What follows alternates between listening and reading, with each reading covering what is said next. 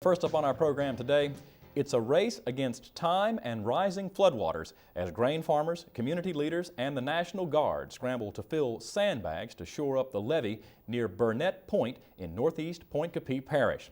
The levee is protecting more than 1,500 acres of winter wheat, and producers in the area are hoping to head off the rising tide of floodwaters from the Midwest. This week in Louisiana Agriculture's A.J. Sabine shows us how the battle is progressing so far.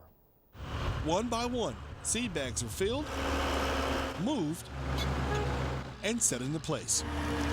Marty Graham watches closely as operators work quickly to get this degraded levee topped with 2,500-pound sandbags. Graham is trying to protect his wheat from being flooded by the swelling waters of the Mississippi River.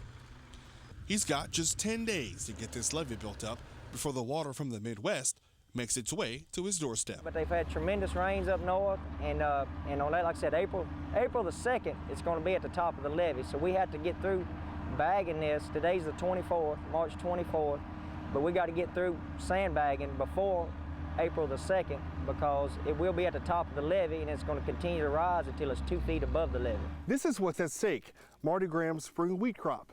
If water should overtake the levee and get into this field of wheat, it'll be months before Marty will be able to make a crop on this ground. And if that happens, Graham will be done for the entire year. It takes about 6 months to a year for the water to drain out of the forebay because it has to go through 2 sluice gates underneath the structure.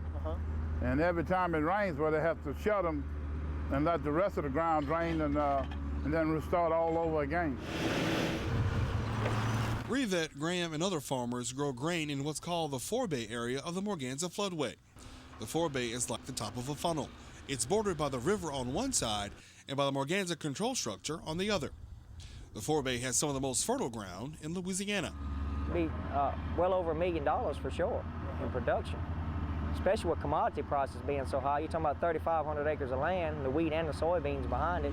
And this is the best land in Louisiana. I mean, it makes very high yielding crops. Graham says this project is an example of what can happen when farmers and the community work together. We've had everywhere from the police jury out here spraying mosquitoes from us. We've had help from the governor's office. Looks like maybe even the National Guard may be coming to help us sandbag. So if we, like I said, it's unbelievable. In Point Capee Parish, I'm A.J. Sabine for This Week in Louisiana Agriculture.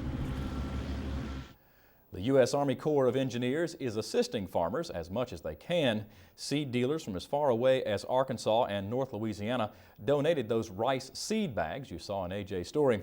Marty Graham said he expects it will take about 4,000 sandbags to cover the 2.2 miles of levee.